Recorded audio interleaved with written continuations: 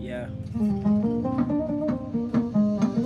Mama ni mama, mama ni mama, mama ni mama, mama.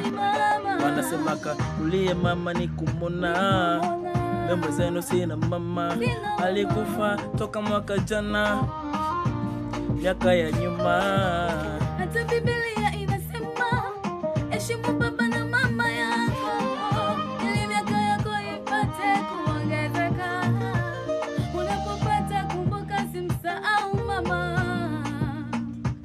maana ndiye baraka zetu mbele ya yote. Mama ni mama, mama ni mama, mama ni mama, mama ni mama, mama ni mama.